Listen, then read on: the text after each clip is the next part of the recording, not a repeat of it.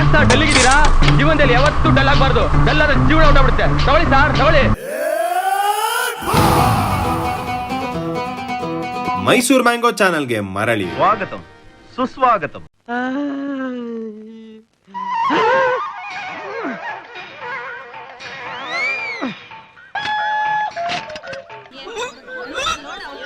ಈ ನಾಯಿ ಸತೀಶಣ್ಣನಿಗೆ ಪಬ್ಲಿಸಿಟಿ ಅನ್ನೋ ತೆವಲು ಯಾವ ರೇಂಜಿಗೆ ಹತ್ಕೊಂಡಿದೆ ಅಂದ್ರೆ ತನ್ನ ಕಕ್ಕಸ್ ಮನೆ ಕ್ಲೀನ್ ಮಾಡೋದನ್ನು ವಿಡಿಯೋ ಮಾಡಿ ಏನೋ ಮಹಾ ಸಾಧನೆ ಮಾಡಿದೀನಿ ಅನ್ನೋ ಲೆವೆಲ್ ತೋರ್ಸ್ಕೊಂತ ಇದ್ದಾನೆ. ಫುಲ್ ಒಳಗೂ ಆಗ್ತಾ ಇದೆ ಸರ್. ಫುಲ್ ನೋಡ್ ಬನ್ನಿ ಸರ್, ಒಳಗ್ ಬನ್ನಿ, ಹತ್ರ ಬನ್ನಿ. ಅಲ್ಲ, ಮನೆಗ್ ಬಂದ್ ನೆಂಟ್ರನ್ನ ಬಾಗ್ಲೊಳಗ್ ಬನ್ನಿ ಬನ್ನಿ ಅಂದಂಗೆ ಈ ಒಯ್ಯ ಒಳಗ್ ಬನ್ನಿ ಅಂತವನಲ್ಲ ಬಿಟ್ರೆ ಇವನೇ ಕಮೋಡ್ ಒಳಗ್ ನುಗ್ಕೊಂಡ್ಬಿಡ್ತಾನ ಅಂತ. ಫುಲ್ ಒಳಗೂ ಆಗ್ತಾ ಇದೀನಿ ಸರ್. ಫುಲ್ ನೋಡ್ ಬನ್ನಿ ಸರ್, ಒಳಗ್ ಬನ್ನಿ, ಹತ್ರ ಬನ್ನಿ. ಲೋ ಕುಕ್ಕಿಂಗ್ ವೀಲಾಗ್ ಮಾಡೋರು ಪಾತ್ರೆನ ಝೂಮ್ ಹಾಕಿ ತೋರಿಸ್ದಂಗೆ ಆ ಕಕ್ಕ ಮಾಡೋ ಕಮೋಡನ ಅಲ್ಟ್ರಾ ಝೂಮ್ ಹಾಕಿ ತೋರಿಸ್ತಿದ್ದೀರಲ್ರಯ್ಯ. ಹಿಂಗಾದ್ರೆ ದೇಶ ಯಾವಾಗಲೇ ಮುಂದಕ್ಕೆ ಬರೋದು? ಇನ್ನೂ ಒಂದ್ ಕೆಲ್ಸ ಮಾಡಿ, ನಿಮ್ ಮೊಬೈಲ್ ಗಳನ್ನ ಕಮೋಡ್ ಒಳಕ್ ಹಾಕ್ಬಿಟ್ಟು ಅಂಡರ್ ವಾಟರ್ ಶೂಟಿಂಗ್ ಮಾಡ್ಬಿಡಿ. I am under the water, please help me. Brush ಇದೆ, ಎಲ್ಲ ಇದೆ, ಆದ್ರೆ ಜನಕ್ಕೆ ನಾನು ಹೇಳಿದೀನಿ ಬರೀ ಕೈಯಲ್ಲಿ ತೊಳೆದು ತೋರಿಸ್ತೀನಿ ಅಂತ. ಚಾಲೆಂಜ್ಗೆ ಬೆಳಗ್ಗೆಲ್ಲ ಕಿತ್ತು ರಾತ್ರಿ ಎಲ್ಲ ಉರಿ ಅಂದ್ರಂತೆ, ಹಂಗಾಗ್ಬಿಟ್ಟು ಬದುಕು ನೋಡ್ಕೊಳ್ಳಿ. ಹಾರ್ಪಿಕ್ ಅನ್ನೋದು ಆಸಿಡ್, ಅದನ್ನ ಕೈಲ್ ಮುಟ್ಬಾರ್ದು ಅನ್ನೋದು ಚಿಕ್ಕ ಮಕ್ಳಿಗೂ ಗೊತ್ತಿದೆ. ಆದ್ರೆ ಇವಯ್ಯ ಪ್ರಚಾರದ ತೆವಲಿಗೆ ಆಸಿಡ್ ಅನ್ನ ಕೈಯಲ್ಲಿ ತಿಕ್ತೀನಿ ಅಂತವನಲ್ಲ. ಇನ್ನೂ ಜಾಸ್ತಿ ಪ್ರಚಾರ ಸಿಗುತ್ತೆ ಅಂದ್ರೆ ಆ ಆಸಿಡ್ ನ ಕುಡಿದು ಬಿಡ್ತಾನೆ. ಒಬ್ಬೊಬ್ಬರಿಗೆ ಒಂದೊಂದು ಚಿಂತೆ ಆದ್ರೆ ಈ ಅಣ್ಣನ್ಗೆ ಕಂಡೋರ್ ಕಕ್ಕಸ್ ಮನೆ ಚಿಂತೆ. ವಾಸನೆ ಬರ್ತಾ ಇದೆ. ಭಾಷ್ಯಂ ಸರ್ಕಲ್ ಅಲ್ಲಿ CCTV ಅವ್ರದ್ದು ವಿನೋದ್ ಅನ್ನೋರ್ ಆಫೀಸ್ಗೆ ಹೋಗಿದ್ದೆ. ಅಲ್ಲಿ ಆ ಟಾಯ್ಲೆಟ್ ಮೇಲೆಲ್ಲ ರಿಸರ್ಚ್ ಮಾಡಿ ಕೆಳಗೆಲ್ಲ ಮಾಡ್ಬಿಟ್ಟಿದ್ದೆ. ನಿಮ್ಗೆ ಯಾಕೆ ಬೇಕದು? ತಿಕಾ ಮುಚ್ಕೊಂಡು ಹೋಗಲ್ಲ. ನಾನು ಮಾಡಾದ್ಮೇಲೆ ಚಿರ್ಕಿ ತಗೊಂಡು ಹೊಡೆದ್ಬಿಟ್ಟು ಲೈಸಾಲ್ ಎಲ್ಲ ಲಿಕ್ವಿಡ್ ಹಾಕ್ಬಿಟ್ಟು ಉದುರಿಸ್ಬಿಟ್ಟು ಸ್ಮೆಲ್ ಎಲ್ಲ ಹೋಗಿಸ್ಬಿಟ್ಟು ಬಂದೆ. ಭಾಷ್ಯಂ ಸರ್ಕಲ್ ಅಲ್ಲಿ CC ಕ್ಯಾಮ್ರಾ ಶಾಪ್ ಇಟ್ಕೊಂಡಿರೋ ವಿನೋದ ಇನ್ನೊಂದ್ಸಲ ಅಪ್ಪಿ ತಪ್ಪಿನೂ ಈ ವಯ್ಯನ್ನ ಆಫೀಸಿಗೆ ಕರಿಯಕ್ಕಿಲ್ಲ ಬಿಡಿ. ಬಾ ಈ ಕಡೆ, ಇನ್ನೊಂದ್ಸಲ ಏನ್ ಮಾಡ್ತೀನಿ ನೋಡು. ಅಲ್ಲ, ಆಫೀಸಿಗೆ ಹೋದ್ನಾ ಉಯ್ದ್ನಾ ಒರ್ಸ್ಕಂಡ ಮನೆಗ್ ಹೋದ್ನಾ ಅನ್ನೋದ್ ಬಿಟ್ಟು ಈ ವಯ್ಯ ಅವ್ರ ಬಾತ್ರೂಮ್ ಗಲೀಜಾಗಿತ್ತು, ನಾನೇ ಕ್ಲೀನ್ ಮಾಡ್ ಬಂದೆ ಅನ್ಕೊಂಡು ಜಗತ್ ಜಾಹೀರ್ ಮಾಡಿ ಅವ್ರ ಮಾನನ್ ಕಳಿತಾವ್ನಲ್ಲ. ಜನ್ಮಕ್ಕೆ ಹೋಗೋ. ಅದು ನನ್ನ ಮನೇಲಲ್ಲ, ನಿಮ್ಮ ಮನೇಲಿಗೂ ಬೇಕಾದ್ರೆ ಕರೀರಿ, ಅದು ಚಾಲೆಂಜ್ ಮಾಡ್ತೀನಿ. ನಿಮ್ಮ ಮನೇಲಿ ಎಷ್ಟು ಜನ ಗಲೀಜ್ ಮಾಡಿ, ಎಷ್ಟು ಜನ ಲೆಟ್ರಿನ್ ಸುಸ್ಸು ಎಲ್ಲ ಯೂಸ್ ಮಾಡಿದ್ರು ನಾನು ಬರೀ ಕೈಯಲ್ಲಿ ತೊಳಿತೀನಿ ಅಂತ ಹೇಳಿದೀನಿ. ಆಮೇಲೆ ನನಗೆ ಯಾವ ಅಸಹ್ಯನೂ ಇಲ್ಲ. ಶಪಥಗೈದ ಬಬ್ರುವಾಹನ. ಅಲ್ಲಣ್ಣೋ ಸತೀಶಣ್ಣ, ನಿನಗೆ ಕಂಡೋರ್ ಮನೆ ಟಾಯ್ಲೆಟ್ ರೂಮ್ ತೊಳಿಲೇಬೇಕು ಅನ್ನೋ ಆಸಕ್ತಿ ಇದ್ರೆ, ಗಲೀಜಾಗಿರೋ ಕಮೋಡನ ಕೈಯಲ್ಲೇ ಕೆರೆದು ಕ್ಲೀನ್ ಮಾಡ್ಬೇಕು ಅನ್ನೋ ಆಸೆ ಇದ್ರೆ, ಎಷ್ಟೋ ಪಬ್ಲಿಕ್ ಟಾಯ್ಲೆಟ್ ಗಳು ಗಬ್ಬೆದ್ದು ನಾರ್ತಾ ಇದಾವೆ. ಅವನ್ನೇ ತೊಳೆದು ಪಳ ಅನ್ಸೋದಲ್ವೇ? ಇದನ್ನೇ ಒಂದು ಸಮಾಜ ಸೇವೆ ಅನ್ಕೊಂಡ್ ಮಾಡೋದಲ್ವೇ? ಇದು ಕರೆಕ್ಟ್ ಸರ್. ಈಗ ಎಷ್ಟು ಜನ ಮೀಡಿಯಾ ಅವ್ರು ಬಂದಿದ್ರು, ಎಲ್ಲಾರು ಯೂಸ್ ಮಾಡಿದ್ದಾರೆ ಇದನ್ನ ಟಾಯ್ಲೆಟ್ ನ. ಆದ್ರೆ ಕ್ಲೀನ್ ಆಗಿಲ್ಲ, 1 ತಿಂಗಳೇ ಆಗಿದೆ.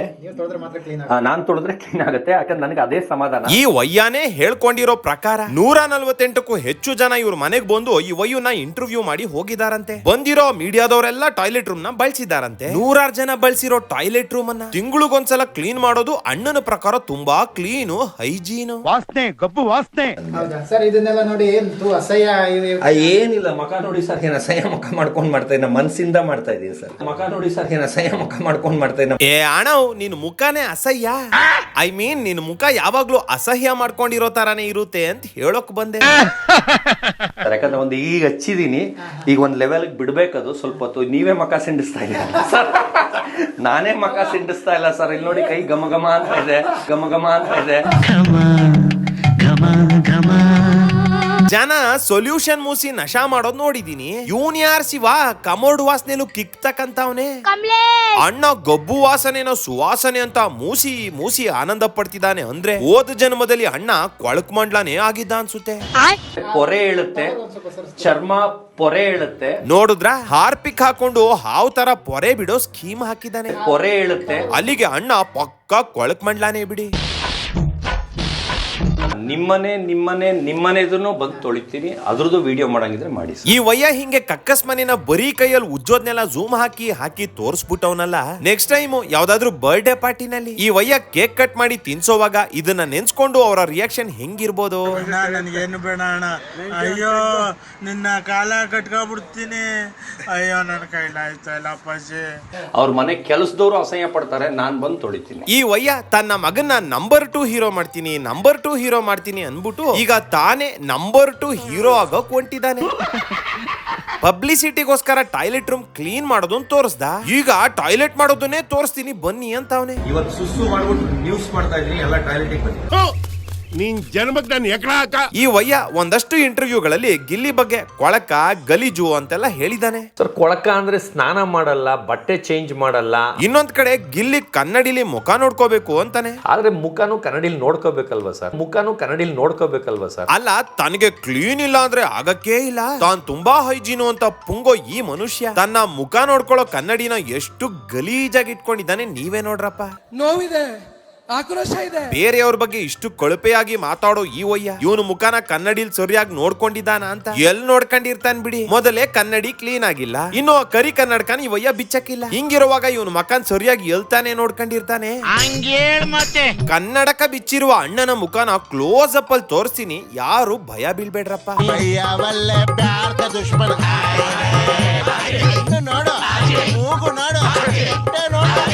ಕಾವ್ಯಾಗೆ ಅವ್ರ ಮೇಲೆ ಲವ್ ಪವು ಎಲ್ಲ ಇಲ್ವೇ ಇಲ್ಲ. ಯಾಕಂದ್ರೆ ಅವ್ನ ಕಟ್ಕೊಂಡ್ರೆ ಅವ್ರ ಮನೆ ಮಠ ಮಾರ್ಕೋಬೇಕು, ಇಲ್ಲ ಹುಚ್ಚಿ ಆಗ್ಬಿಡ್ಬೇಕು ಅವಳು.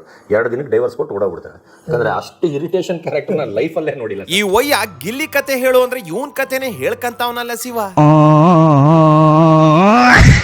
ಈ ವಯ್ಯನ್ ಹೆಂಡ್ತಿನೇ ಮದುವೆ ಆಗಿ ಕೆಲವೇ ದಿನಕ್ಕೆ ಬಿಟ್ಟು ಓಡೋಗ್ಬಿಟ್ರಂತೆ. ಈ ವಯ್ಯನ್ ದಾಂಪತ್ಯ ಜೀವನನೇ ಡಿವೋರ್ಸ್ ಬಂದ್ ನಿಂತಿದೆಯಂತೆ. ಅಂತದ್ರಲ್ಲಿ ಈ ವಯ್ಯನ್ಗೆ ಏನ್ ಯೋಗ್ಯತೆ ಇದೆ ಅಂತ ಗಿಲ್ಲಿ ಮದ್ವೆ ಬಗ್ಗೆ ಮಾತಾಡ್ತಾವ್ನೆ. ಯಾಕಂದ್ರೆ ಅಷ್ಟು ಇರಿಟೇಷನ್ ಕ್ಯಾರೆಕ್ಟರ್ ನಾನು ಲೈಫಲ್ಲೇ ನೋಡಿಲ್ಲ ಸರ್. ಸರ್, ಈಗ ಒಂದು ಕೋತಿನ ಮನೇಲಿ ಇಟ್ಕೊಂಡ್ರೆ ಸರ್ ಹಿಂಗೆಲ್ಲ ಡೆಕೋರೇಷನ್ ಮಾಡಿರ್ತೀರಾ, 5 ನಿಮಿಷಕ್ಕೆ ಯಾಗ್ರಿ ಎಲ್ಲ ಪೀಸ್ ಮಾಡಲ್ವಾ ಸರ್? ಅದಕ್ಕಿಂತ ವರ್ಸ್ಟ್ ಸರ್, ಅದಕ್ಕಿಂತ ವರ್ಸ್ಟ್ ಸರ್. ಅಣ್ಣ ಸತೀಶ್ ಅಣ್ಣ, ಕೋತಿ ಚೇಷ್ಟೆನ್ ಬೇಕಾದ್ರೆ ತಡ್ಕೊಂಬೋದು, ಆದ್ರೆ ಹುಚ್ಚು ನಾಯಿ ಕಾಟ ತಡ್ಕೊಳಕ್ ಆಯ್ತದ? ಕೋತಿ ಚೇಷ್ಟೆ ಮಾಡೋದ್ ನೋಡಿದ್ರೆ ಜನಕ್ ನಗು ಬರುತ್ತೆ, ಆದ್ರೆ ಹುಚ್ಚು ನಾಯಿ ಹಾವಳಿ ಖುಷಿ ಕೊಡುತ್ತೇನಣ್ಣ. ಸೊ ಹುಚ್ಚು ನಾಯಿ ಯಾರು ಅಂತ ಅರ್ಥ ಆಗಿದೆ ಅನ್ಕೋತೀನಿ. ಈಗ ನೋಡಿ, ಗಗನ ಅನ್ನೋರ್ಗೆ ಲವ್ ಮಾಡ್ತಿದ್ದ ಅಂತ ಅಲ್ಲಿ ಮಾಡ್ದ, ಅವಳು ಮೂಸ್ ನೋಡ್ಲಿಲ್ಲ. ಇಲ್ಲಿ ಕಾವ್ಯ ಹಿಂದೆ ಬಿದ್ದ, ಇವಳು ಮೂಸ್ ನೋಡ್ಲಿಲ್ಲ ಸರ್. ರಕ್ಷಿತನೇ ರಿಜೆಕ್ಟ್ ಮಾಡ್ಬಿಟ್ರು ಸರ್. ಇವನ್ ಕ್ಯಾರೆಕ್ಟರ್ಗೆ ಯಾರು ಬೀಳ್ತಾರೆ ಸರ್? ಅಲ್ಲಣ್ಣು, ನಿನ್ನಂತ ಪುಂಗಿ ಮಂಗಿ ಕಮಂಗಿ ಕ್ಯಾರೆಕ್ಟರ್ಗೆ ಒಂದು ಹೆಣ್ಣು ಸಿಕ್ಕಿದೆ ಅಂದ್ಮೇಲೆ ಆ ಗಿಲ್ಲಿಗೆ ಹೆಣ್ಣು ಸಿಕ್ಕಕ್ಕಿಲ್ವೇ? ಅಂದಂಗೆ ಗಿಲ್ಲಿ ಗಂಡ್ಸು ಹುಡುಗಿನ ಇಷ್ಟಪಟ್ಟು ಲವ್ ಮಾಡ್ತಾವನೆ, ಆದ್ರೆ ಪಾಪ ಅಣ್ಣನ್ಗೆ ಆ ವಯಸ್ಸು ಕಾಲದಲ್ಲಿ ಲವ್ ಮಾಡಕ್ ಆಗ್ಲಿಲ್ಲ ಅನ್ನೋ ಹೊಟ್ಟೆ ಉರಿ. ಯಾಕೆ ಅಂತ ಅಣ್ಣನೇ ಹೇಳ್ಕೊಂಡಿದ್ದಾರೆ ನೋಡ್ರಪ್ಪ. ನಾನು ಎಷ್ಟು ಗಂಡು ಪ್ಯಾಡ್ ಇದ್ದೆ ಅಂದ್ರೆ ತಲೆ ಎತ್ತಿಲಿ ಎಷ್ಟು ಹುಡುಗಿರಿದ್ದಾರೆ ಅಂತಾನು ನೋಡ್ತಾ ಇರಲಿಲ್ಲ. ಅಷ್ಟು ಪುಕ್ಕಲ್, ಅವ್ರೇನಾರ ಮಾತಾಡ್ಸಿದ್ರೆ ಬೇಕಾದ್ರೆ ಸುಸ್ಸು ಮಾಡ್ಕೊಂಡ್ಬಿಡ್ತಿದ್ರೆ ಅಷ್ಟು ಪುಕ್ಕಲ್ ಇದ್ದೆ. ಬ್ಯಾಟ್ರಿ ಇದೆ, ಮೀಟರ್ ಇಲ್ಲ. ಇನ್ನು ಅಣ್ಣನ್ಗೆ ಖಂಡಿತವಾಗ್ಲೂ ಸಮಸ್ಯೆ ಇದೆ ಅಂತ ಕನ್ಫರ್ಮ್ ಆಗಿದ್ದು ಅಣ್ಣನ ಈ ವಿಡಿಯೋ ನೋಡಿದ್ಮೇಲೆ. ಓಕೆ ಆದಂಗೆ ಮಾತಾಡ್ತಾರೆ. ನಾನು ಇಲ್ಲ ನಂಗೆ ಇಷ್ಟ ಇಲ್ಲ ಅನ್ಬಿಟ್ಟು ಹತ್ಕೊಂಡು, ಅಯ್ಯೋ ನಮ್ಮ ಅಪ್ಪ ಅಮ್ಮ ಬಿಟ್ರೆ ಇಲ್ಲೇ ಮದುವೆ ಎಂಗೇಜ್ಮೆಂಟ್ ಮಾತಾಡ್ಬಿಡ್ತಾರೆ ಅನ್ಬಿಟ್ಟು ಹತ್ಕೊಂಡು ಆಚೆ ಓಡ್ ಬರ್ತೀನಿ. ಆಮೇಲೆ ನಮ್ಮ ಚಿಕ್ಕಮ್ಮ ಎಲ್ಲ ಬಂದಿರ್ತಾರೆ, ಅವ್ರು ಆಚೆ ಬಂದ್ಬಿಟ್ಟು ಸಮಾಧಾನ ಮಾಡ್ತಾರೆ. ಇದೆ, ಇಲ್ಲೊಂದು ಸಮಸ್ಯೆ ಖಂಡಿತ ಇದೆ. 2ನೇ ಸಲ ಹೋದಾಗ ಫುಲ್ ಓಕೆ ತರ ಅಂದ್ರೆ ಬಂದ್ಬಿಟ್ಟಿದೀವಿ, ಓಕೆ ಮಾಡಿ ತರ ಮನೇಲಿ ಫುಲ್ ತಾಂಬೂಲ ಬದಲಾಯಿಸ್ಕೊಳ್ಳೋ ತರ ಮಾಡ್ತಾ ಇದಾರೆ. ತಿರ್ಗಾ ಹತ್ಕೊಂಡು ಓಡ್ ಬಂದ್ಬಿಡ್ತೀನಿ, ಕಾರ್ ಎತ್ಕೊಂಡು ಬಿಟ್ಟು ಹೋಗ್ಬಿಡ್ತೀನಿ ಅಂತ. ಸೊ ಇದನ್ನೆಲ್ಲ ನೋಡಿದ್ಮೇಲೆ ನಮ್ಗೆ ಅರ್ಥ ಆದ ವಿಚಾರ, ಅಣ್ಣನ್ಗೆ 50 ಪೈಸೆ ಕಮ್ಮಿ ಅಂತ. ಅಂದ್ರೆ ನೀನು ಆ ಟೈಪ್. ಮದ್ವೆ ಅಂದ್ರೆ ಗಂಡು ಮಕ್ಕಳು ಖುಷಿಲಿ ಹಿಗ್ಗಿ ಹೀರೆಕಾಯಿ ಹಾಕ್ತಾರೆ, ಆದ್ರೆ ಈ ವಯ್ಯ ಮದ್ವೆ ಅಂದ್ರೆ ಸ್ವರ್ಗಿ ಸೋರೆಕಾಯಿ ಹಾಕ್ತಿದ್ನಂತೆ. ಮದ್ವೆ ಅಂದ್ರೆ ಯಾಕೆ ಈ ವಯ್ಯನ್ಗೆ ಇಷ್ಟು ಕಷ್ಟ ಅಂತ.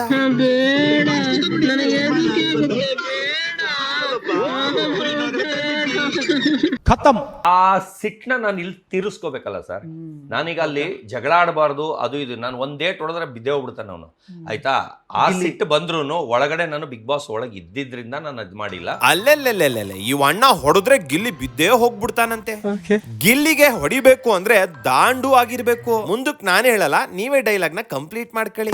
ಅರ್ಥ ಆಯ್ತು ಅನ್ಸುತ್ತೆ. ನಾನು ಒಂದ್ ಡೇಟ್ ಹೊಡೆದ್ರೆ ಬಿದ್ದೆ ಹೋಗ್ಬಿಡ್ತಾನೆ ಅವನು. ಅಲ್ಲ, ನಾಯಿ ಬಿಸ್ಕೆಟ್ ತಿಂದಿರೋ ಈ ಅಣ್ಣನಿಗೆ ಇಷ್ಟ ಇರ್ಬೇಕಾದ್ರೆ ಮುದ್ದೆ ಬಸಾರ್ ತಿಂದಿರೋ ಹಳ್ಳಿ ಗಂಡು ಅವನಿಗೆ ಇನ್ನೆಷ್ಟ್ ಇರ್ಬೇಡ. ಗಿಲ್ಲಿ ಈ ವಯ್ಯನ್ಗೆ ಕೈಯಲ್ಲಿ ಹೊಡೆಯೋದೇ ಬೇಡ, ಬರೀ ಡೈಲಾಗ್ ಹೊಡೆದೆ ಮಲಗಿಸ್ಬಿಡ್ತಾನೆ ಅಂತೀನಿ. ಹೇಳಿದ್ರೆ ಹೋಗ್ಬಿಡ್ತ್ಯಾ? ಇದೆಲ್ಲ ಬೇಕಾ ನಿನ್ಗೆ?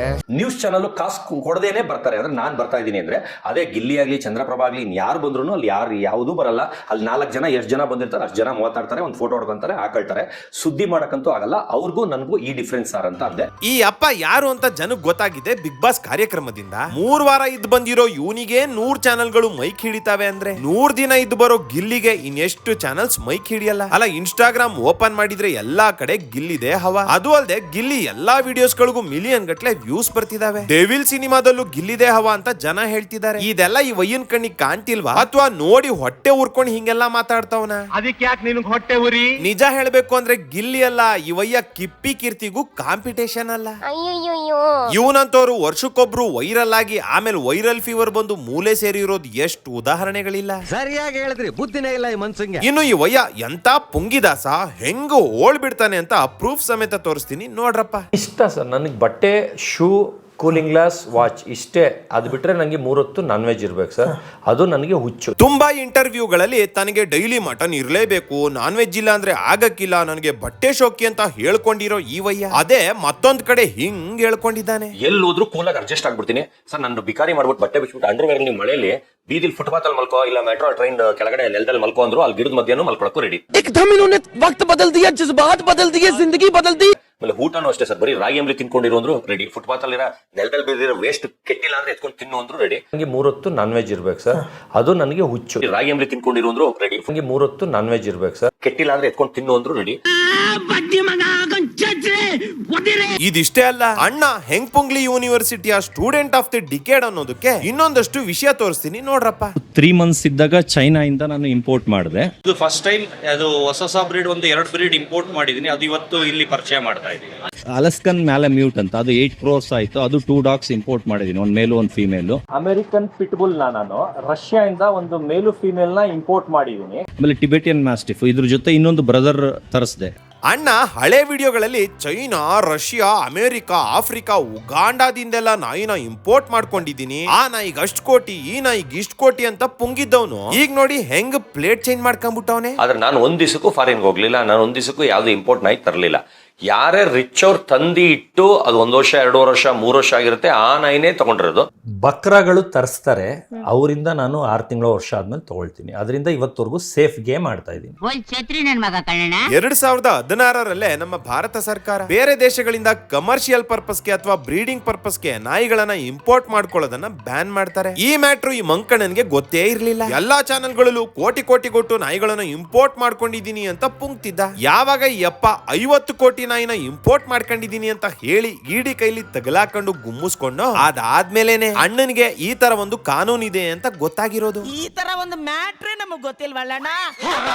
ನಮ್ ಗಿಲ್ಲಿ ಹೇಳ್ದಂಗೆ ಇವಯ್ಯ ಬೋಟಿ ಕೊಟ್ಟು ನಾಯಿ ತಂದ್ಬಿಟ್ಟು ಕೋಟಿ ಕೋಟಿ ಅಂತ ಜನರನ್ನ ಕೋತಿ ಮಾಡೋಕ್ ನೋಡ್ತಾವನಲ್ಲ. ಇದು ವರ್ಲ್ಡ್ಸ್ ಮೋಸ್ಟ್ ಎಕ್ಸ್ಪೆನ್ಸಿವ್ ಡಾಗ್. ಅಂದ್ರೆ ಇದು 10 crores ಗೆ ನಾನು ತರಿಸಿದ್ದೀನಿ. ನಾನು ಏನಿದ್ರು ಇಂಡಿಯಾ ಒಳಗೆ ಕಂಡಮ್ ರೇಟ್ ಗೆ ತಗೊಂಡಿರೋದು. ಅಂದ್ರೆ ಇದು 10 crores ಗೆ ನಾನು ತರಿಸಿದ್ದೀನಿ.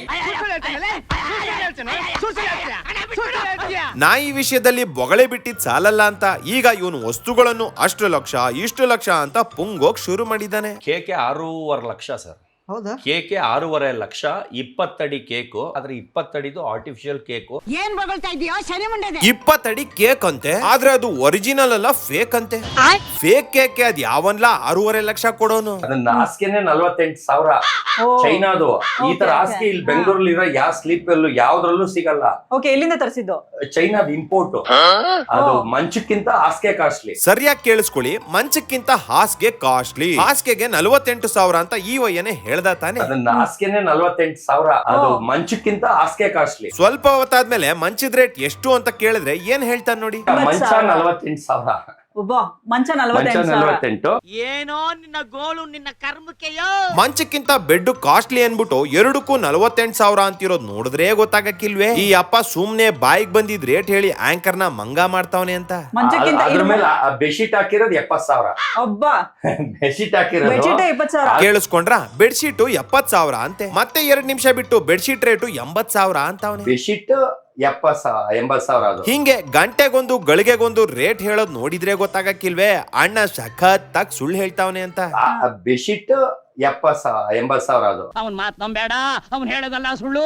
ಇಲ್ಲ ಮಲ್ಗೆ ಇಲ್ಲ, ಒಂದರ ರಿಂಕಲ್ ತೋರಿಸಿ ಮೇಡಮ್. ಒಂದ್ ನೈಟರ ಮಲ್ಗಿದ್ದಂಗ್ ಗಲೀಜಾದಂಗ್ ಏನಾರು ಕಾಣಿಸ್ತಾ, ಸುಮ್ನೆ ಶೋಗೆ. ಹಾಸಿಗೆಗೆ 48,000 ಅಂತೆ, ಬೆಡ್ಶೀಟ್ಗೆ 80,000 ಅಂತೆ. ಮಲಗುದ್ರೆ ಕೊಳೆ ಆಯ್ತದೆ ಅಂತ ಅದ್ರ ಮೇಲೆ ಮಲಗ್ತಾನೆ ಇಲ್ವಂತೆ. ಅಲ್ಲ, ನೆಮ್ಮದಿಯಾಗಿ ನಿದ್ದೆ ಮಾಡೋ ಯೋಗ್ಯತೆ ಇಲ್ಲ ಅಂದ್ಮೇಲೆ ಎಷ್ಟು ಲಕ್ಷದ ಮಂಚ ಇದ್ರೇನು, ಎಷ್ಟು ಲಕ್ಷದ ಹಾಸಿಗೆ ಇದ್ರೇನು ಕೊಳೆ ಆಯ್ತದೆ ಅಂತ ಅದ್ರ ಮೇಲೆ ಮಲ್ಗಕ್ಕಿಲ್ವಂತೆ. ಬಟ್ಟೆನು ಹಾಕೊಂಡ್ರೆ ಕೊಳೆ ಆಯ್ತದಪ್ಪ. ಹಂಗಂತ ಈ ವಯ್ಯ ಏನ್ ಬುಂಡ ಓಡಾಡ್ತಾನ. ಸಂತೋಷ ಸಂಗೀತ ಇದು ಒಂದೇ 4.25 ಲಕ್ಷ. 2,80,000 ಹಾಕಿದ್ನಲ್ಲ ಸರ್ ಇದು ಬರ್ಡೇಗೆ ಬಂದಿದ್ದು, ಇದು 3.5 ಲಕ್ಷ ಸರ್. ಕೇಕೆ 6.5 lakh sir. 70 lakh diamond necklace ಬಂದಿದೆ ಸರ್, ಅದನ್ನು ವಿತ್ ಪ್ರೂಫ್ ವಿತ್ ವಾಯ್ಸ್ ಕೇಳಿಸ್ತೀವಿ ಸರ್. ಇದೆಲ್ಲ ಬರೀ ಓಳು ಕಂಡ್ರು, ಇದೆಲ್ಲ ಬರೀ ಬಿಲ್ಡಪ್ ಅಷ್ಟೇ. ನಾವು ತುಂಬಾ ಜನ ಕೋಟಿ ಕುಳಗಳನ್ನ ನೋಡಿದೀವಿ. ಅವ್ರು ಯಾರು ತಮ್ಮ ವಸ್ತುಗಳ ಬಗ್ಗೆ ಅದು ಅಷ್ಟು ಕೋಟಿ ಇದು ಇಷ್ಟು ಕೋಟಿ ಅಂತ ಪೋಸ್ ಕೊಟ್ಟಿದ್ ನೋಡಿಲ್ಲ. ಆದ್ರೆ ಈವಯ್ಯ ಕಾಚದಿಂದ ಹಿಡಿದು ವಾಚ್ ಕಂಟ ಅಷ್ಟು ಲಕ್ಷ ಇಷ್ಟು ಕೋಟಿ ಅನ್ಕೊಂಡ್ ಬಿಟ್ಟಿ ಬಿಲ್ಡಪ್ಸ್ ಕೊಟ್ಕೋತಾನೆ ಇರ್ತಾನೆ. ಮತ್ತೊಂದ್ಸಲ ಇಡಿ ರೈಡ್ ಆಗ್ಲಿ ನೋಡ್ತಾ ಇರಿ, ಆಗ ಸಾರ್ ಇದು ಚೋರ್ ಬಜಾರಿಂದ ತಕೊಂಬಂದಿರೋದು ಅಂತ ಬಾಯ್ ಬಿಡ್ತಾನೆ.